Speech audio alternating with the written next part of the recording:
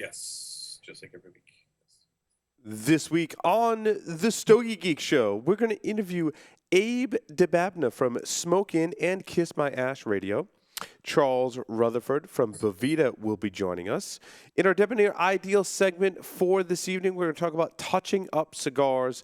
In our Stogies of the Week, I'm going to talk about a 60 ring that I really, really liked. And Will, of course, is going to talk about all the things that he's been smoking, all that and more. So stay tuned for the Stogie Geek Show.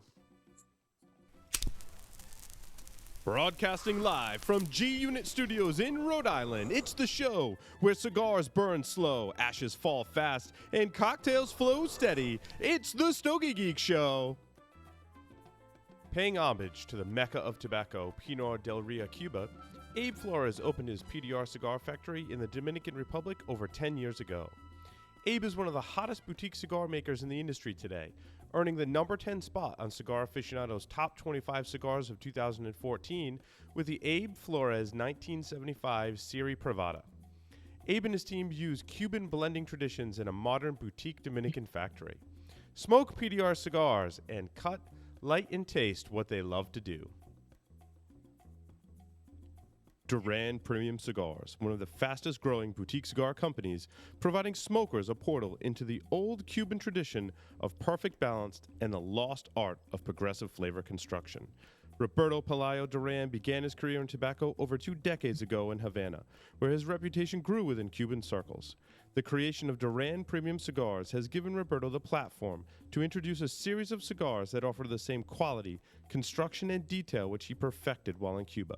Brands include the ultra-premium Roberto P. Duran Premium Cigar Series, Azan Cigars, Nea, and Baracoa. Duran Cigars uses a seed-to-humidor approach, as all tobacco is grown on their farms and rolled in their factory in Esteli, Nicaragua. Rollers have been carefully chosen to carry out Roberto's precise method to ensure progressive flavor in each cigar. Duran Cigars invites you to make their premium your standard. Hello, everyone, and welcome to the Stogie Geek Show. This is episode 172, and it is January 28th, 2016. I'm your host, Paul Astorian. Very excited to be here. As now, for the second night in a row, which I'll explain, it has been my job to smoke cigars and drink scotch, bourbon, and whiskey. It's kind of funny how I've worked that into my job. On the lines via Skype, Mr. Will Cooper has joined us. Welcome, Will. Hey, Paul. What's going on, dude? You know, last night I was on the Sharing Your Pairings show with the cigar surgeon, and I learned a lot about scotch on that show, which was really, really cool. And so I get to drink and smoke last night. And then tonight now I lit up my Padron 50 years natural cigar. Which has been a favorite of mine, which is smoking great. And I've got some bourbon, some Elijah Craig bourbon, and I'm very happy to be here. What are you smoking, Will? I'm smoking the M. Bombay Mora Lancero. That's a great smoke. Yes, very impressive. It's a super Lancero. It's actually like 8.5 inches, this thing. Nice choice. Yeah, but yeah, great. I actually heard part of the show last night, and I encourage folks to check that Searing Your Pairings out. Paul and Surgeon put on a clinic last night on pairing. Let me just tell you. It was a lot of fun. I didn't realize that I needed to have 3 different kinds of scotch to pair with the cigar. And I only had 2 bottles of scotch at home because when I buy scotch, like, we drink it. And so the last one was actually a cognac. So you definitely want to tune in. And Cigar Surgeon, man, he is like an awesome resource for scotch. And I was like, dude, like, this is what I have in my liquor cabinet. Like, I don't know. Like, he was like, this is the kind of water they use when they distill the scotch. I'm like, dude, you're like ridiculous. Like, wow. I know that, like, this one tastes really good. This one tastes good. Like, he's like total scotch nerd. I learned a lot from him in that show. He told me a lot about the scotch that I was drinking that night, and actually agreed with some of my recommendations. So you definitely want to tune into that to get some recommendations. And it's interesting. Like, I had, one of my bottles of scotch that I had was $130, which is a lot of money for scotch. We talked about scotches that night that went over $500. but we ended the night with a cognac that I got on discount for $20 a bottle. That was just fantastic. So, I think we hit everyone's kind of price point as to what they want to be drinking. And we smoked the Sobremesa by Steve Saka. So it was a good show. No, it was good. I'm actually doing that show in March, but it will be on all things Sody Pop. Oh, interesting. And it's going to be a very interesting twist with soda. Because normally I would say don't pair cigars with soda, but you'll have to see what we're going to do. It's not going to be your Diet Cokes or anything like that. We're going to have some. I actually did some prep for it in the last couple of weeks. There's some really good stuff we're going to have. So Nice. stay tuned. Yeah, I want to introduce our guest for this evening, Abe Dababneh from Smoke In and Kiss My Ash Radio. It's going to be so weird, Abe, to hear your voice on our own podcast, as I'm so used to listening to your podcast as well. We're very honored to have you here this evening. Glad to be here, guys. Thanks for having me. Excellent. Abe, I've listened to your show. I love your website. I've actually ordered cigars online, so it's great to have you here. So how did you get your start in the cigar industry? Wow. Abe, I've listened to your show. I started actually in Chicago. Right around during the boom. I started putting. I actually had an uncle at a liquor store, and he knew I was a cigar smoker and enjoying cigars. I started actually in Chicago. And he asked my advice to help set him up. Go company in the liquor store asking for cigars. So got this humidor in. I set it up and filled him up with cigars. And I'm figuring, okay, he's good. I don't got to see him for a few months. Like 2 weeks later, he called me, but they're all gone. I'm like, are you kidding me? And that's how I got the idea. So I actually started in the cigar business, setting up country clubs, restaurants, bars, liquor stores. Anybody who would let me put anywhere from 3 to 8 feet of space of a 6 foot tall humidor, I put it in there. So that's how I got started. And then I was looking to open up a shop in the Chicagoland area, where I'm from originally. And I took a trip down to Florida in '96. It was supposed to be like a 7-day trip, and 12 days later, I just kind of decided I wasn't going back. And got started with the first Smoke In. Sorry, we're getting a little bit of feedback on your end. Do you have like a earbuds or a headphone that you can plug in? Yeah, I do. That'd be awesome. Thank you. Sorry, we're getting a little bit of Yeah, I feedback. can hear the feedback coming back. Yeah. Sure, it was just me. I didn't want to say anything.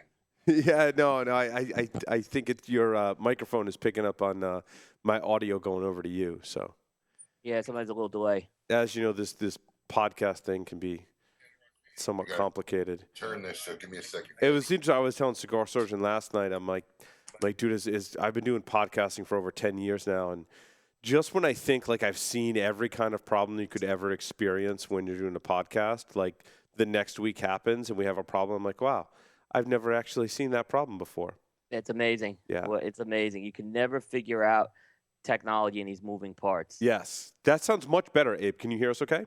I can hear you. Perfect. Oh, that's great. Perfect. That's great. All right. So, Will, I'm going to turn over to you to ask Abe some more questions. Yeah, so Abe, you went down to Florida, and you've built quite a few franchises there. How many stores do you have right now? We have 11 locations total, 7 of which we fully own, 4 we license. So we stay busy. Abe, So it is- I'm sorry. So, what's one of your biggest challenges as a large cigar retailer? Brick and mortar side, and actually both sides, whether it's online or brick and mortar, it's really customer service and staff. Mm-hmm. You know, you can open up another store. It's finding the right quality people that's going to portray the service and the image. I mean, when I hire people, one of the questions I ask, you know, because I like to interview all new staff myself. Mm-hmm. And one of the questions I ask them is, what do you think we sell for a living? And of course, 90% of the responses are cigars. And I say, well, not really, because that's not what we sell. Because anybody who walks into a smoke-in and buys a Monte Cristo, it's going to be the same Monte Cristo they get from the guy down the street, the guy down the block, the guy in California.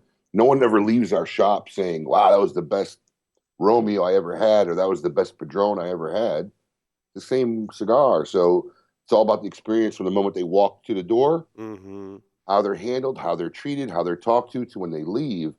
And honestly, that's the hardest thing, And there's a perfect storm, I call it. It's like between it starts at 3 on your third location, between 5, where if you really don't build the proper infrastructure and training, that's where it gets problematic. And you over the years, you've probably seen other retailers will hit that 5 mark, and then we'll start to go back down to 1 or 2 locations. That's the hard part.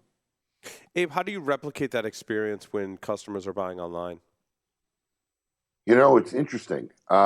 We do a lot of research online because we actually, one of the things that we train, we got great shipping department and guys who deal with all the mail order.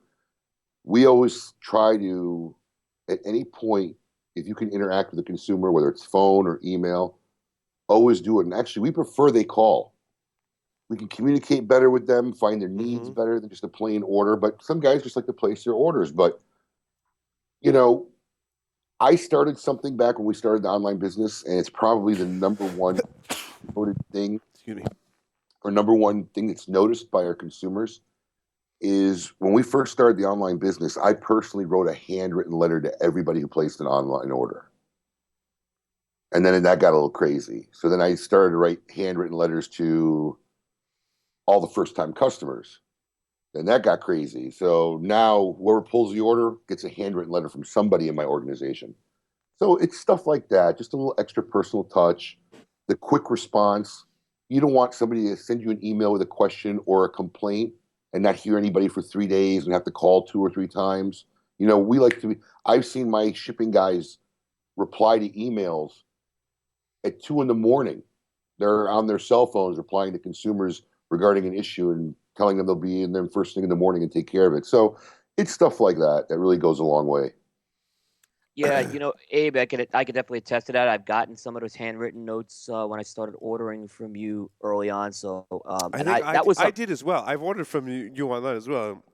I want to say I've also gotten a handwritten letter. It's the number one noted item in all our testimonials. It's the number one thing people are talking about. They still can't believe in today's day and age that someone's going to take the time to write somebody a handwritten letter. Mm. The one thing I've noticed is, when it comes to pricing, right? You're priced right. I mean, you're not priced too high. You're not overpriced, and you're not underpriced, which I think is very important too. You're pricing right at what the suggested price is, and I think that's a testament because you're not undercutting everyone. You're not devaluing your product, and I think that's a real important thing.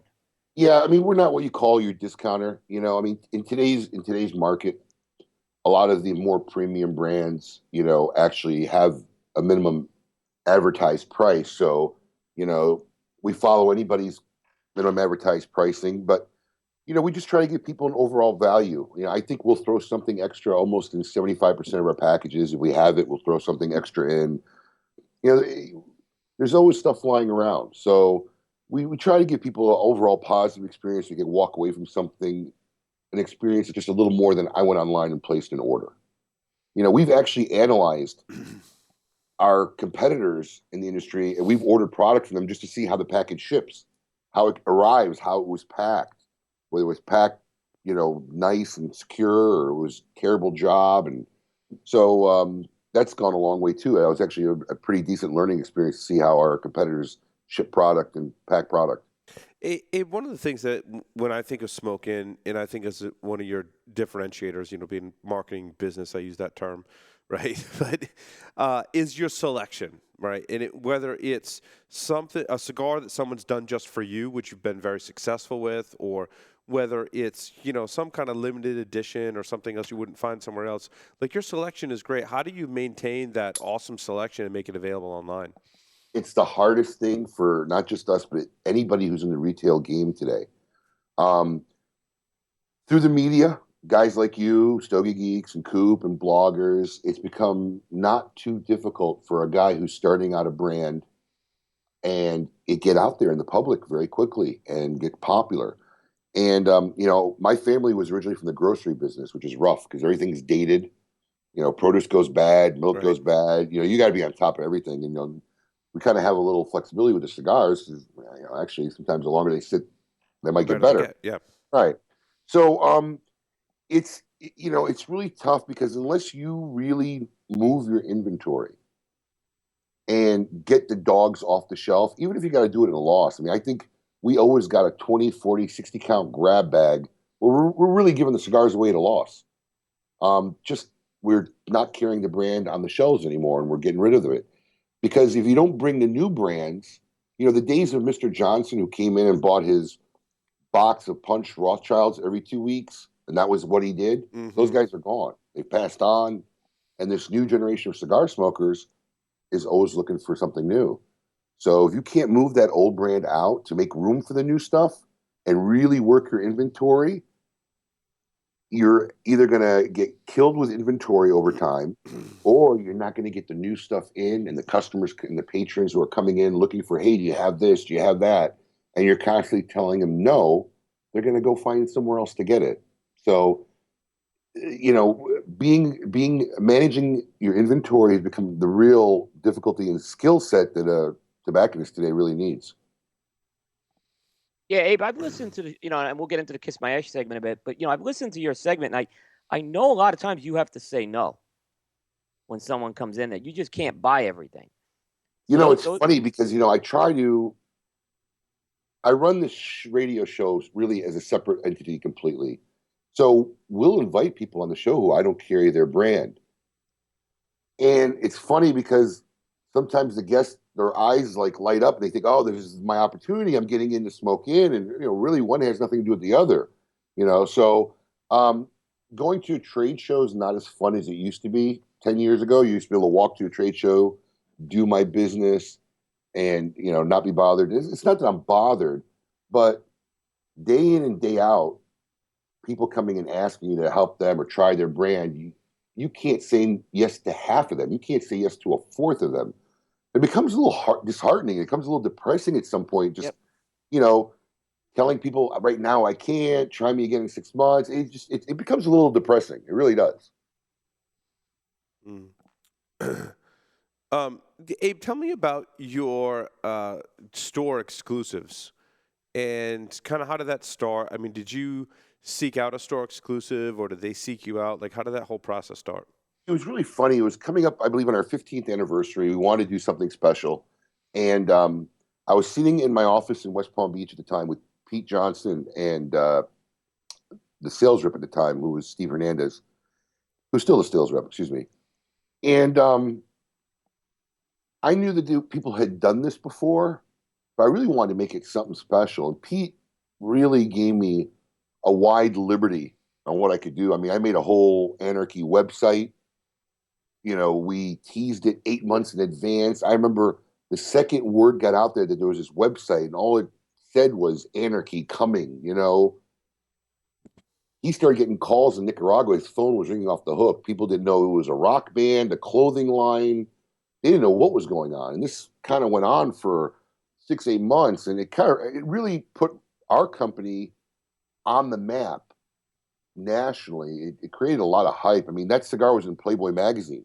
That was the Tatuaje Anarchy was your first one? Yeah, that was our first one. It was in Playboy magazine. So it was really a phenomenal success. And I remember at that time, our website crashed because we had so many people come on at midnight trying to get the cigar. That happens. Yeah. I've been in technology my whole life, and I feel for you, man. That happens. Yeah. It was our younger days of on the internet. Yeah. But we had slated 4 people for the year. We were going to do 4 releases, and we did Pete, and then we did the Padron SI-15, which was an amazing cigar. That was the original 60 ring. Yes, that was the first time they'd ever made a 60 ring, and even the one they have now, the number 4, it's a little bit different size. It is. But the cigar they did for you originally, I thought was one of the best 60 rings probably that I've ever smoked. Absolutely. And it's different from the one that they released on their own. And yours was very special. They did a great job, and they're a great family. I mean, they really are. I love those people. They're one of the hardest working people in this industry. And they have probably the best heritage and family story. You can't make that kind of stuff up. And then we did one with my father, The Garcia family made us El Hijo, which was great, and the last one was Solaris, and there was such positive feedback and response from these types of projects that we decided to keep it going. And last year we released our 10th one, the Pope of Greenwich Village with Drew Estates, and it's fun. When you do this day in and day out, you got to keep the creative juices flowing, so you don't get bored. And I think I have a box here. This was supposed to actually come out last year, but we've had some, as I'm sure you've all heard, packaging issues. But this is going to be our first micro blend collection. We've actually put away 1,000 cigars of every one we ever made. Can't figure out the angle. There you go. There you go. Oh, there you go. This way. Okay. There we go. Yeah. So this is the box, and all the cigars and the years of release are on back. And believe it or not, they've made the tray. When you open it up, there's a tray that goes in here, and it's going to hold one of each of the cigars. This tray has been produced 3 times already, and they haven't gotten it right yet. So we're waiting on the last shipment. Hopefully, this will be out in spring, and there'll be 1,000 boxes only. So, wow, that's awesome. Yeah, we're pretty excited about that. We're hoping to get it out for Christmas, but it just didn't happen. And those cigars have been sitting for some time, waiting on the packaging. Yeah, we had cigars sitting from 2010, from the first Anarchy, to the most recent, which was Pope, late last year. Wow. So, Abe, this microblend series, it really has become one of the most successful that I've seen in the industry. And, when you started this, there weren't a lot of shop exclusives. Now the market's flooded with them. But somehow you've been able to just keep momentum going with these shop exclusives. And I see a lot of retailers, they bring them in and they fail with them, with some very good cigars. What do you attribute to the success of that? Honestly, we're very selective. I just don't want to do one with anybody. And we really try to pick blends and sizes that we feel that, will appeal to most of the consumers. I mean, I can't lie. I always like the blend. I'm smoking it. I'm trying it. So it's something that my palate says I like this. But I always kind of believe that I'm kind of that mainstream cigar smoker. I got a decent range and I fill it. So, we're actually, we have like the next 2 projects already planned for that gets us up until the end of next year, the next 2 or 3 projects. So we work on them and we just don't rush them. And, we'll take time to get things right. So, and I think we've had the very fortunate ability to work with some awesome people in this industry who make great cigars, and I think that's the key. I agree. I know, like, the one that's really become my favorite as of late is that Pactum. If folks haven't checked that out, I don't even know if you still have those Pactums. There's a few boxes left. I think we're down to maybe about 50 or 40 some boxes. But I'm going to tell you something. It's really funny because some things you expect to fly, and some things you're wondering why they're still here. But that's got to be the most unspoken about, untalked about cigar of all our micro blend series. And Coop, just like you, that's one of my favorites. Dion did an excellent job with that cigar. And Dion's guy, that project working with Dion, I gained a lot of respect for him. I knew his skill as a retailer operator because, I've had a lot of talk with him about that. And I got a lot of respect for him because, we're kind of on the same mindset. But his knowledge of tobacco and actually really getting into it, not just one of these guys who I'm coming out with a brand, very impressive. I've sat down with him in the last couple IPCPRs, and he's put on a clinic for me, is what I could just tell you. Yeah. He's really way more knowledgeable, I think people think, or even could imagine. Yeah. Abe, I want to ask you a somewhat controversial question. I think a lot of people in the cigar industry look at the online retailers as, can be somewhat passé in the industry. How have you balanced having brick and mortar and such a prominent online shop in the industry? Honestly, I believe it really just comes down to experiences. The best experience we can give somebody online is customer service. We tell people, we get emails, hey, this place has it at this price. Can you match this price? Well, we don't get in that game. Hmm. You order a 5-pack from us, it comes in one of our humidor bags. We send it. We have a flat rate shipping, so if you order 1 box or 10 boxes, you're paying $8.95, and that's for USPS priority mail. Right. So most people are going to get that package in a day or two. So if getting the cheapest price on something, the lowest price, and you're really not concerned how the cigars were kept or how they get to you, if that's your thing. That's not our patrons. Now, there's somebody out there who services that clientele. Hmm. It's just not us. So I think knowing who our consumers are and catering it to that need that we know they what they're looking for is what's kept us successful. And the retails is just constantly giving them phenomenal experiences. I mean, we're getting ready for our 10th great smoke. I can't believe it's been 10 years. It's like 3 weeks away. It's crazy. Abe, do you run sales in your local retail establishments? And what do those sales look like? So do you have like a tent sale or like a blowout sale to make room in inventory? There's different ways. A couple of my locations have what we call a 50% off thing. It's like a cool little, four-wheeler shelving system that we roll out of the humidor during the day. We put it by the register if we're killing something, and that's something that's usually priced more higher. So I can't put it in what we call our 5 for 12 bins. Hmm. All my stores in my humidor have a big box at an end cap. It's called 5 for 12, or it might be 12.50 now. I don't know, but it's basically 5 cigars, $12 out the door. And then we do have promos. Not everything online is in the store, and everything's in store is on the line. They Right. run separately because a lot of the promos we have online, I don't have enough promotional material to put in 11 locations and have it for the website. So it doesn't work the same. But for those guys looking for a deal, I mean, I got a customer. He lives probably 45 minutes away from our West Palm store, but he works down that way. And he every Friday when I see him here in Boynton Beach, he goes, I stopped by, I cleaned out that 50% off table. And he goes there every week to see what's on it and clean Hmm. it up. Yeah, that's great. Yeah. How much? So you have 11 stores, did you say? 11, yeah. There are So 11 smoke-ins. how much difference do you see in having those 11 stores as to like what moves in store number 1 versus store number 2 all the way through store number 11? I mean, you really would be amazed. There's certain staple items that sell everywhere, but stuff that in one location that will be doing great, it's just flat here. And I think it's that way across the country. Absolutely, it is. So Our studio is like you could throw a rock and hit. Probably, I mean, we're in Rhode Island, right? You can throw a rock and hit a lot of things from one location. But there's 3 or 4 stores, and they all sell different stuff and stuff. yeah, I mean, it's just amazing. So I imagine that you have the same situation. yeah. I mean, sometimes honestly, it can be 20 minutes away, Paul, Mm, and they'll sell completely different stuff. And because not all the sizes of our humidors are the same, they're nice sized and quality sized humidors.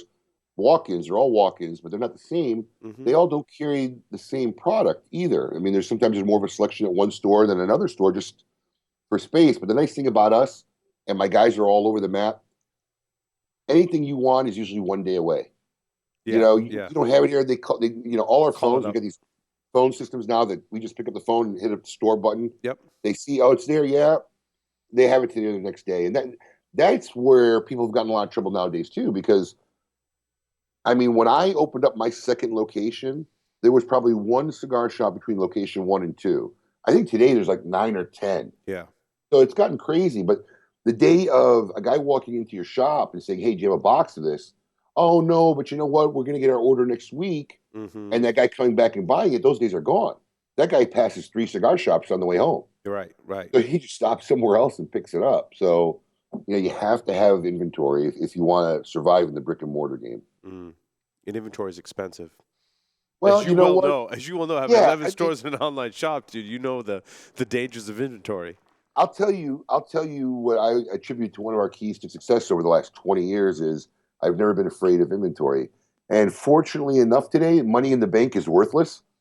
So if I had to have money in a bank account or money in cigars sitting in my humidor that I could sell, Hmm. cigars are a better investment nowadays. Yeah. Do you have vintage kind of selections at your stores? Uh, our headquarters, which I'm in right now in Boynton Hmm. Beach, we have a vintage room where I have everything from clear Havanas, a box of Roy Tans from 1930 to some Padron Millenniums from the original release Humidor from 2000. Wow. Original, oh God, I'm having a brain aneurysm. Partagas 150s. Yeah. Original release Partagas 150s. So it's a little room. It's a key code. You got to get in there, and you got to be escorted in. Only one person at a time is allowed to go in there. And in that room are also cigars that we reached out to guys like Pepin Garcia, Miami Cigars, Iconic, who we kind of done like a micro blend series, but we don't put it out there. We'll work on a blend. Okay, here's 1,000 or 2,000 sticks we'll buy from them, and it's only sold in there. And when it's gone, it's gone. That's really cool.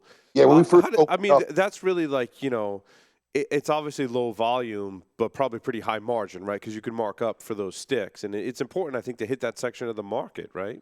Well, the sticks are marked up more than they were because we've sat on them or bought them at a premium. But the stuff that like was made for us, like, I mean, when we first opened up, Pepin and Jaime made us a Toro. One was his blend and one was Jaime's blend. And I think we might have bought 2,000 sticks of each. And they lasted us about 3 years, you know, or 2.5 years, but they're all gone now. And that was cool. And it was like an $8 or $9 cigar. So it wasn't stupid. But if you liked it and you wanted it, this was it. When it was gone, it was gone. So, and that's another cool experience. People love walking into that room. I got a lot of memorabilia. I got a Johnny Walker box from 1920. You know, just a case that the booze came in, and we got some pre-embargo Cuban rum bottles in there, and it's just a fun thing to go in there and look at. And there are guys who shop in there, but believe it or not, everything in that room mostly is limit like 2 to 5 cigars. Yeah. Because you got guys who will come in and clean out shelves, and that stuff's not easy to come by. So it's not easy, you know, replenish. I got boxes of limited editions and stuff from 5, 6, 8 years ago that we just got dated, and as stuff makes room, we open up a box and put some more stuff in there. That's Paul, cool. I've been in there, Paul. You will come out with something.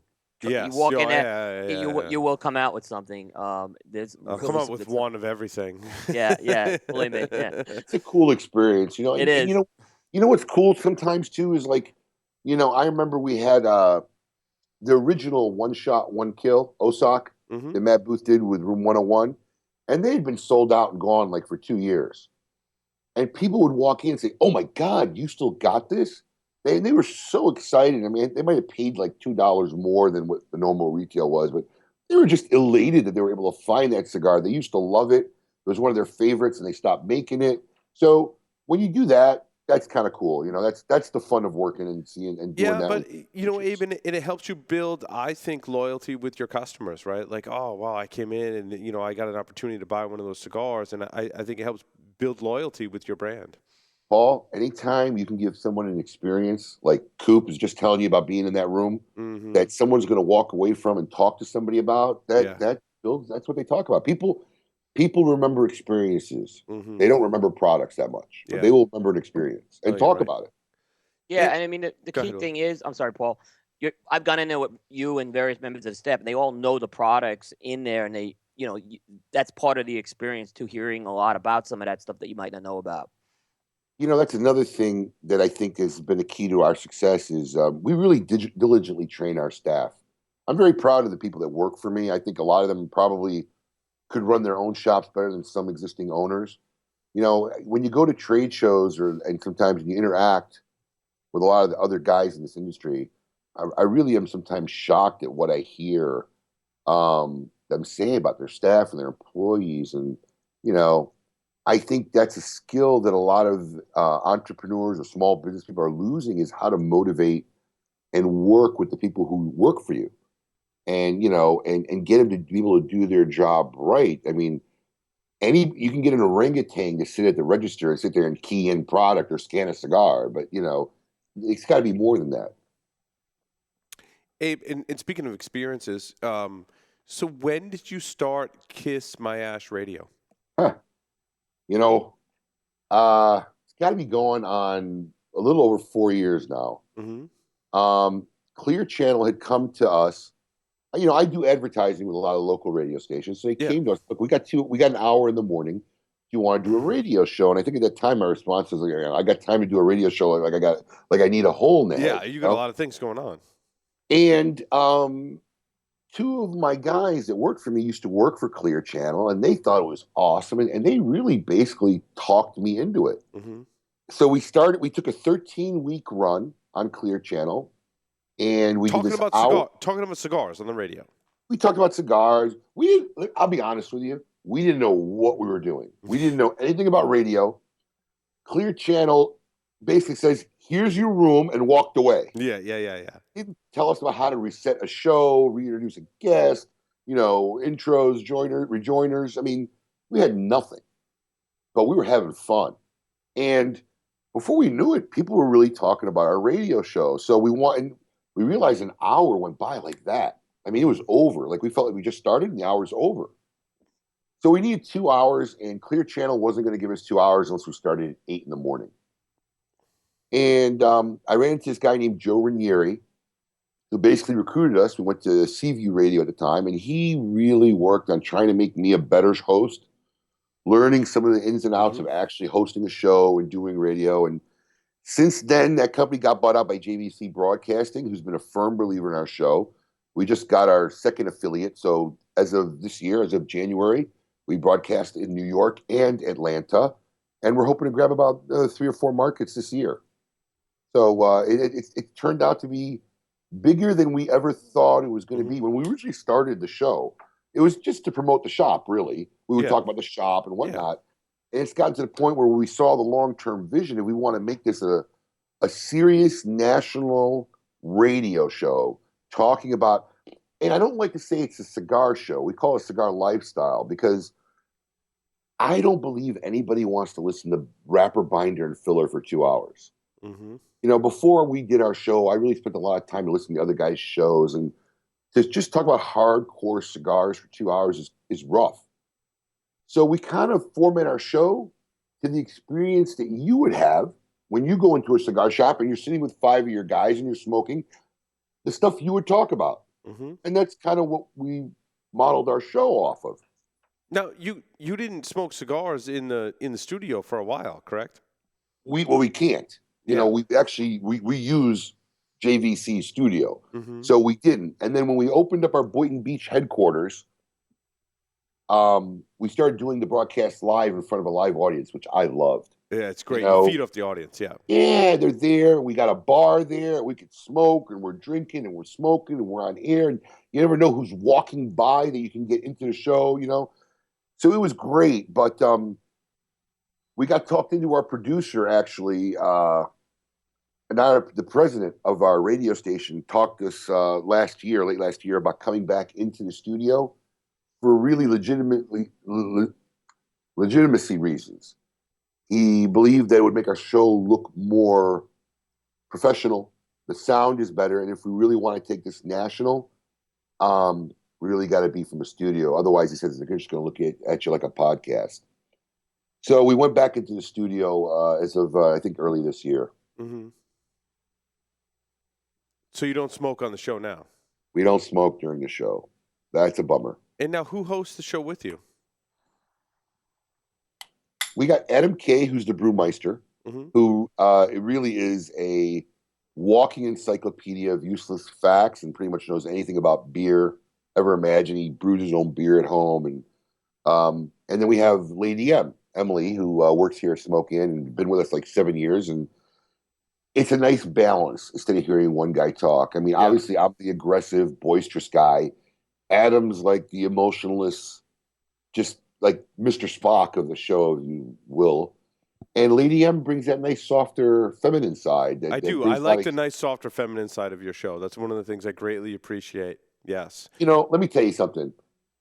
We always say we're going to record stuff off air because Lady M provides such awesome material sometimes. We started a karaoke night, okay?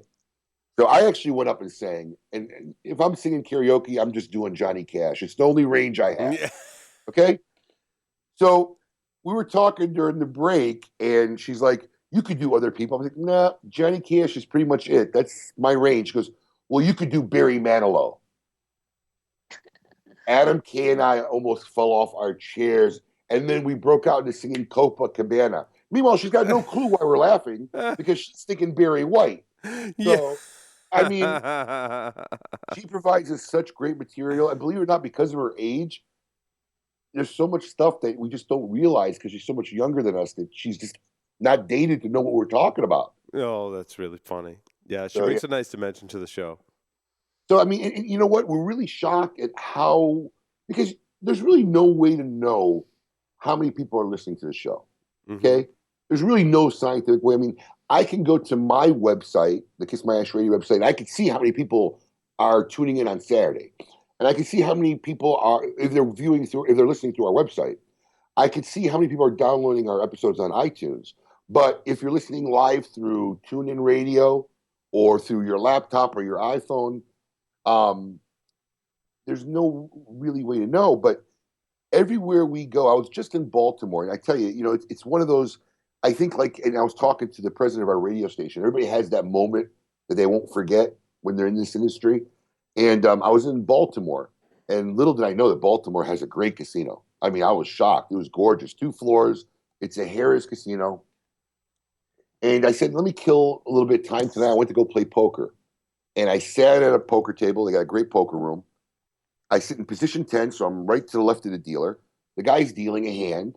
And the very next hand he deals, and he pauses. And the guy looks over to me. He goes, "Are you Honest Abe?" And my jaw hit the table. And now all the other 9 players are looking at me like, who the hell is Honest Abe? Yeah. I'm like, yeah, I am. Because, dude, I love your show.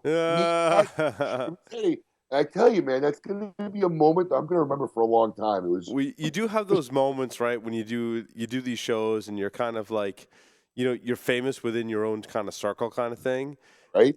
And I've had those moments too. Like, I've had feedback come back to me and be like, the moment for me that I remember very vividly is I do a show on computer security, and someone came out to me and was like, hey, we were in a meeting with the chief security officer of Disney. And he said that he listens to your security show religiously, so much so he makes his children listen to the show so that they understand computer security. And I was like, holy crap.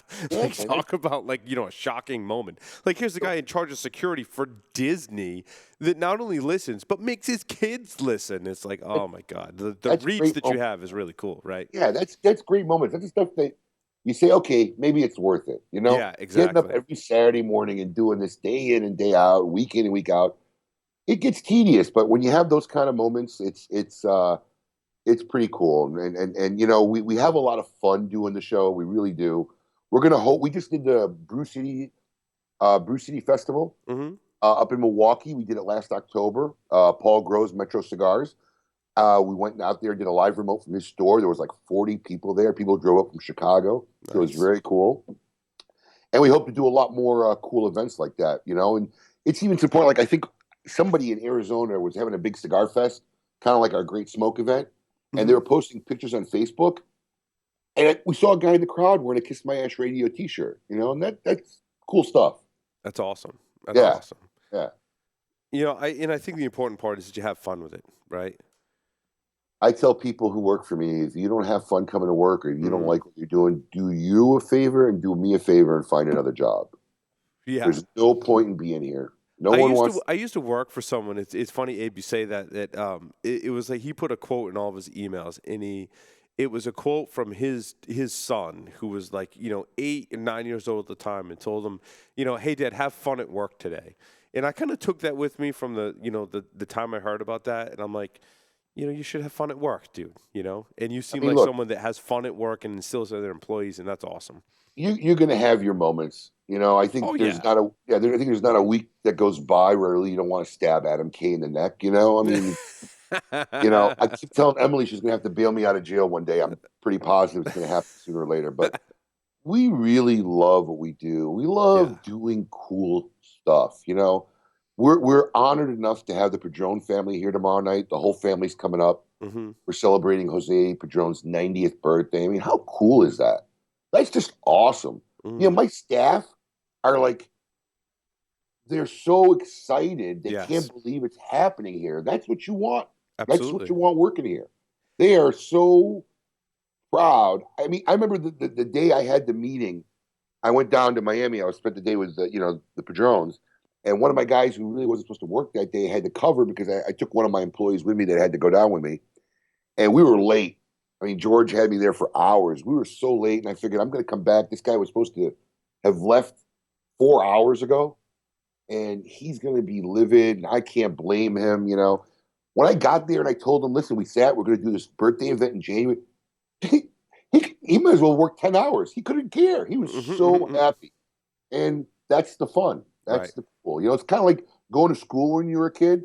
Nobody likes homework. Nobody likes tests, but you went and hung out with your friends all day. So it was still fun. So that's the way I look at it. Abe, I want to ask you, right? So, and I want to keep it positive. And I don't know if the cigar differs or whatnot, but like when you want to relax and have a great cigar, maybe you had a great day, you want to celebrate something. Like, what cigars do you reach for?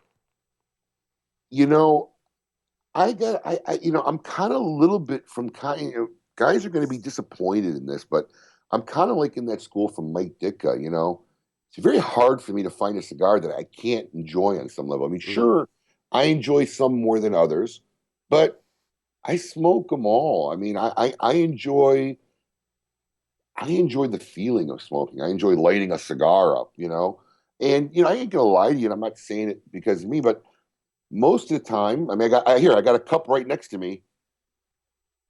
These are all my micro blends. I'll grab a Big Delicious, Bunker Buster, because I pick these cigars. But that's a perfectly acceptable answer. Abe. There's no wrong answer to this question. Yeah. There's no wrong answer, dude.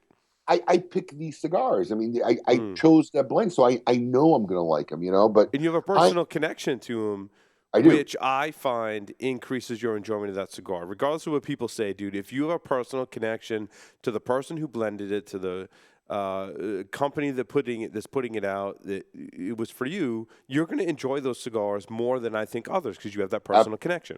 Absolutely, and let's face it, guys. You guys know more than anybody. There are more great cigars being made today than ever.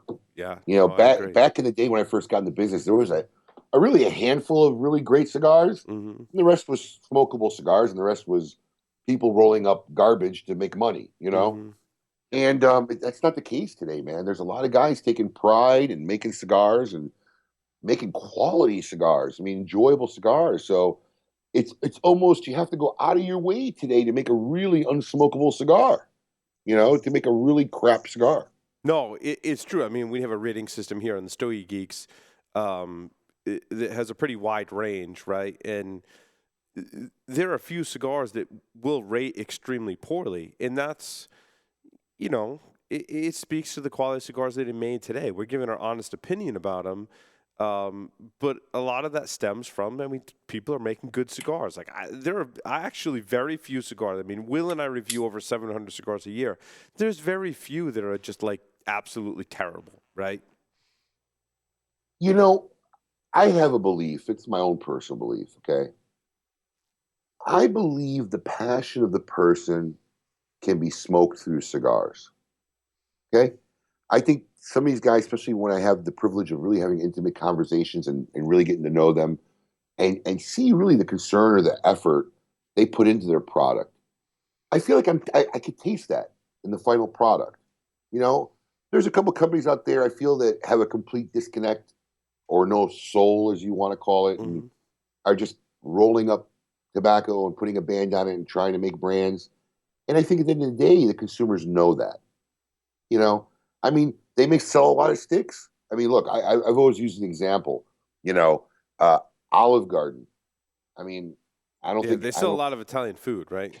Right. I mean, I don't think anybody I know considers that fine Italian dining. Yeah. But if you go there on Friday or Saturday night, my last name isn't very conducive to this, but I'm actually mostly Italian. I was brought up Italian. Oh, wow. Okay. Yeah. My last name's Armenian, but I'm 3/4 Italian. I'm 1/4 Armenian. I know exactly what you're talking about, dude. Yeah. Like my grandmothers on both sides of my family, like their gravy, because we call it gravy, was like out of this world, right? Yeah. So I know exactly what you're talking about. Yeah. So, there's another little analogy I always use because, people talk about Connecticut cigars, and there's certain Connecticut cigars I enjoy, and I think it has a lot to do with what the filler composition ends up ultimately being. but I'm not by far a predominantly Connecticut smoker. But if you're going to ask anybody who really tell you something, because I got a guy in our show. I forgot the name of the guest. I saw the outline, but he works for Famous, and I guess Famous put a thing out there: the top 12 selling cigars, Mm-hmm. the best selling cigars of 2015, and there wasn't one that was Connecticut, which I found amazing. That's interesting. Because at the end of the day, I'm going to tell you guys, Connecticut sells more than anything else. I love Connecticut's. It's the most sold wrapper. People don't realize it because no one really talks about Connecticut cigars. I mean, there's been a little wave recently with Underground Shade and My Father, but up until the last 2 years, because I call Connecticut cigars the sweet and sour chicken of Chinese food. Nobody walks out of a Chinese restaurant saying they had the best sweet and sour chicken. I've never had sour chicken. You know, who's raving about sweet and sour chicken? You know, but if you do a poll, I guarantee you it's probably the number one ordered dish in a Chinese restaurant. Yeah, but I would argue that recently, though, there's some fantastic cuisine in Connecticut. It has evolved tremendously. And it's interesting, I wasn't always a Connecticut smoker. A lot of that is my environment. I have the luxury when I come to work every day, as you do, Abe, right? I can have cigars. And I like to smoke early in the day because that's not as busy as a time. You know, in the afternoon, things get kind of busy. Actually, my employees more than often show up in the afternoon. In my morning time is like me time, right? And that's when I really gravitate toward those Connecticut cigars. That's when I have time to have a cigar and sit down and enjoy it, have a cup of coffee. And over the past couple of years, I've been really enjoying Connecticut cigars. And the choices I have now versus several years ago are just totally different. Totally different. The palate wheel for Connecticut cigars has definitely grown and changed, especially in the last year and a half. So, yeah, I mean, it's definitely a lot more options and choices of different ranges of what you're going to get out of a Connecticut cigar. No, we're going to geek out now. Have you had the Ernesto's Humidor? Have you smoked the Connecticut out of that yet? I have not. That is one that is just it hits the mark for me. No, I have and not. That's just one example. There are several, but that is one that I'm like, wow, being a review person, I have to like restrain myself because I could smoke one of those every morning.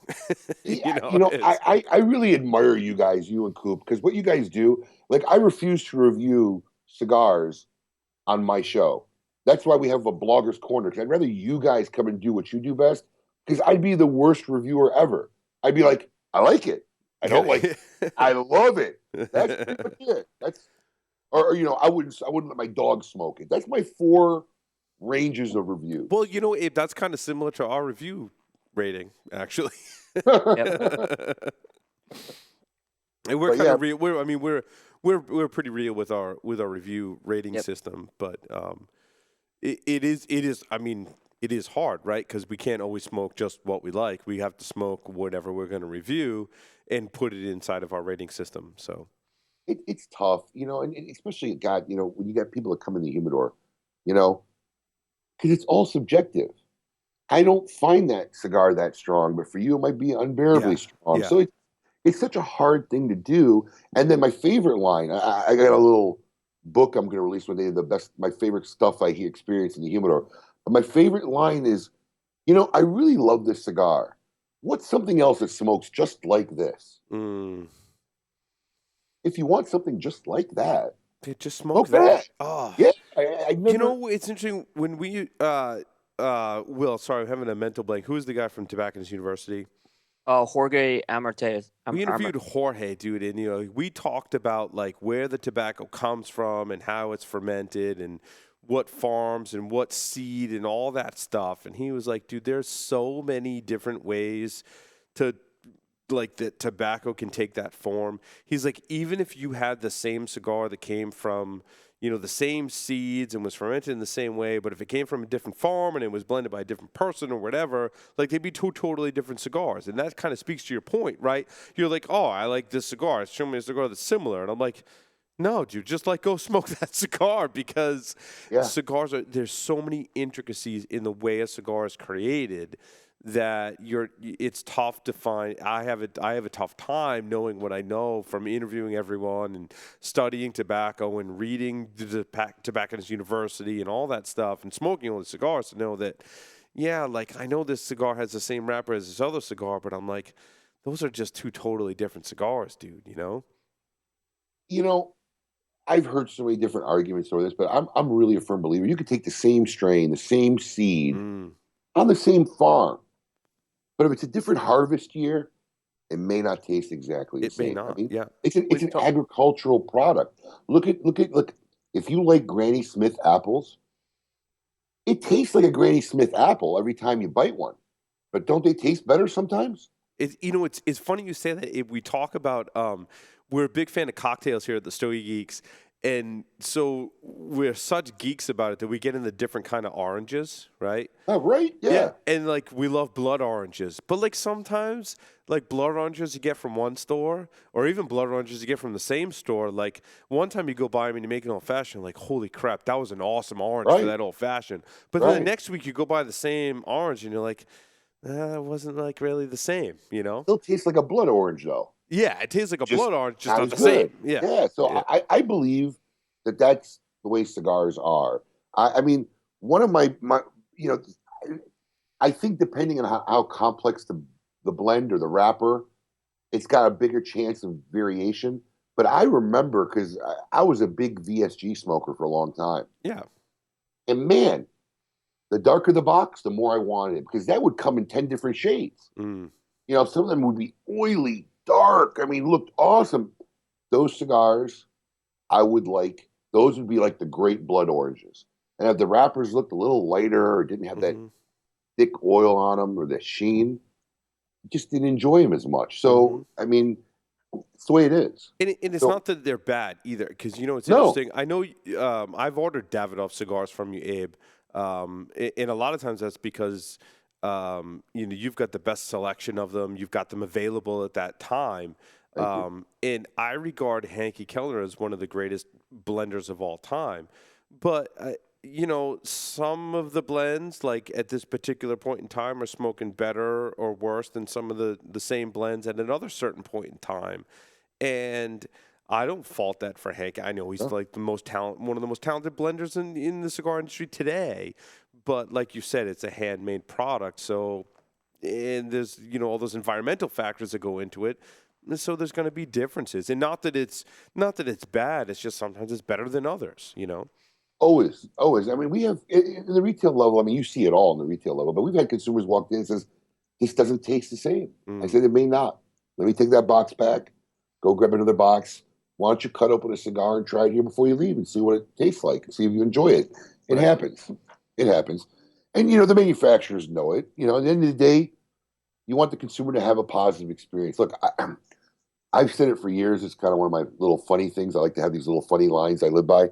But I say, you know, cigar smoking's like sex. You know, you could do it alone, but it's always better with company. Yeah. No, it's totally true. It's really funny. Yeah. I found like this, you know, picture online about, you know Jose Blanco's whole thing about like when you smoke with an asshole, it can ruin any cigar, right? Huh. And the response I got on that was amazing, right? And it is. But what's interesting though, when you say that, I was thinking about this the other day, Abe, and I'm glad you reminded me. You know, when I smoke with company, if they're positive people, I have a positive experience with a cigar. But the same thing is when I smoke alone, I can have a positive experience because, you know, the guys that are over there listening to our show, like Big Pete, will give me a cigar as a gift, right? And when I, like, late at night, I want to go in my workshop, I want to chill out after a hard day's work, everyone's gone to bed, I want to have a cigar. Oh, Big Pete gifted me a cigar and I'm going to smoke it. Like, I'm channeling his, like, positive Sure. energy, you know, like, not to get weird, but, like, you know, like, it's almost like you're never alone when you smoke a cigar because we all share cigars with each other. And to have that positive experience from a cigar that someone gave you, I think is a really cool thing. And that's something people forget a lot is most of the times we're tying either a memory or emotion when we're smoking a cigar. Yeah.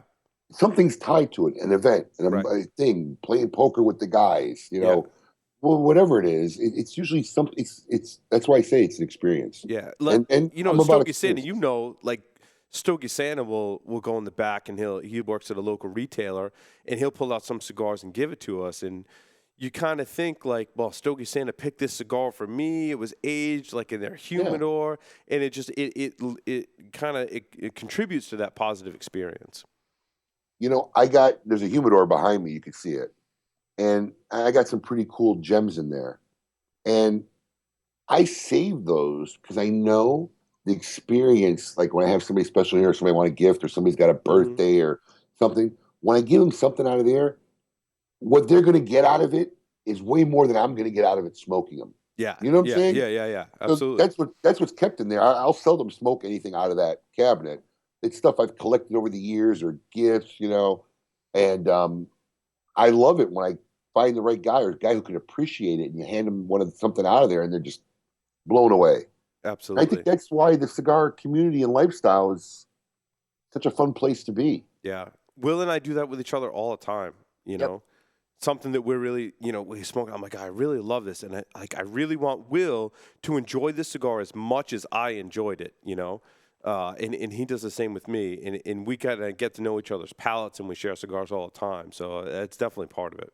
You know what's interesting? Do you guys ever find that you guys will like the same cigars, and so you figure you got the same palates, but then you'll smoke one that you'll both have a completely different opinion on? Oh, dude, you hit the nail on the head. Sometimes Will and I are polar opposite. I mean, most of the time we're pretty like similar, right? Yeah. Right? But sometimes we're polar opposite, dude. Yeah. That's really But funny. that's what's cool. You know, we're polar opposites on something, and we enjoy it still. So absolutely.